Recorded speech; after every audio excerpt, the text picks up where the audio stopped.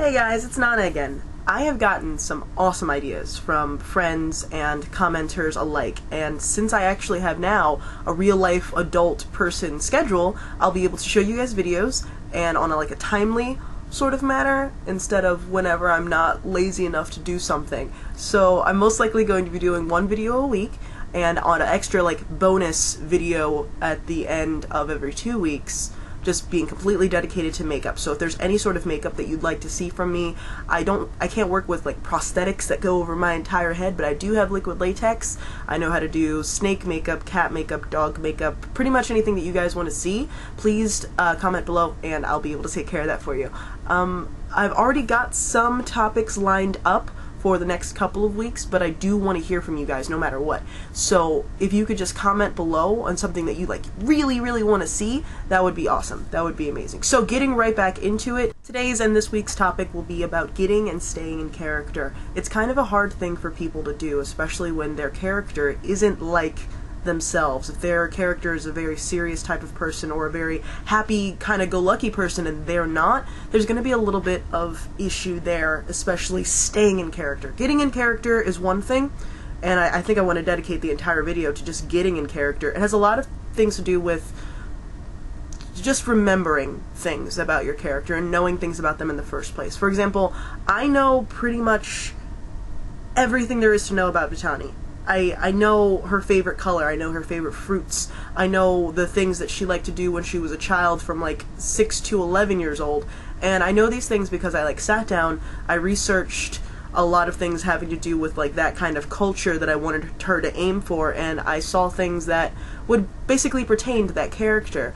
I kind of want you guys to do the same thing when it's getting into character. If you have a tragic backstory, I want you to decide whether or not that character thinks about it all the time, or if it's just kind of something that he or she pushes to the back of their mind and they don't really worry about it too much.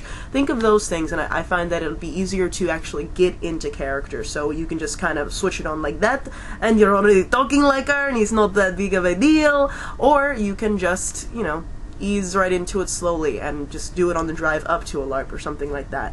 When you're playing a character that's not necessarily like yourself and you have pretty much no personality traits that are in tune with each other, it gets kind of hard because you end up saying things and doing things that are technically out of character. So if you're a very happy-go-lucky person and you're playing a very stoic, serious person, you wind up making jokes and you wind up pretty much just letting your personality spill out, and it's still out of character for that particular person. So the player wants their personality to shine, but at the same time the character doesn't have that personality, so it comes off a little bit just a little bit incorrectly, I want to say.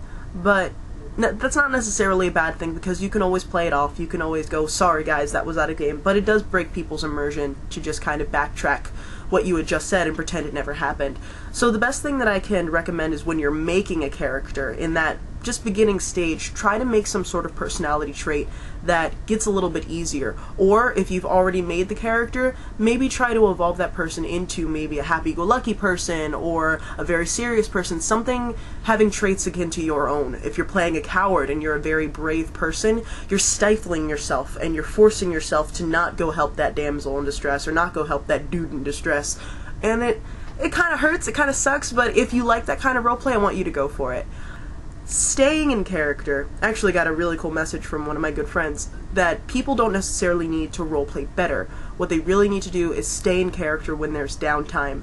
So if there is nothing going on, there's no NPCs coming to attack you, and you're just chilling with your friends, there's always going to be this little bit of temptation that's I really want to talk about this new video game that came out, and I don't see these guys. I only see them once a month, and maybe no one's watching, and I could just maybe sneak in a little bit of a joke or something like that. And that's always going to be there. It happens to the best of us. Old jokes always come out, and references always come out that we're not necessarily supposed to get, but the best thing that you could do is try your best to ignore that thing. I'm not telling you to immediately just stay in character all the time.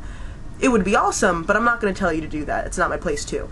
But I believe that you will have more of an amazing roleplay experience if you do. If you do lock into your character and stay in that character the entire weekend or day that you LARP, I think that you're going to have so much more of an enjoyable experience. If you have a character who has a speech impediment or an accent, or some sort of thing that they do with their voice, and you can't really keep it all the time, that's okay. The people have breaks sometimes in their accents, but what I do recommend is to try to practice that when you're not in an event. When you're not in an event, you could just be driving in your car, or you could just be alone, and you could just read things in the speech impediment or the accent that you want to go for, and it comes a little bit easier. You know how they say certain words, and it's a little bit easier to stay in character when you know what the words are going to sound like coming out of your face. And that's the same thing when it comes to reacting to things. If you want your character to react in a certain way whenever they hear a certain race that, you know, killed their parents or murdered their village, you want them to just be angry at every time they hear that race. Think about how your character feels outside of game. That way when it happens in game, you can easily apply it because it's already, boom, it's already at the forefront of your mind.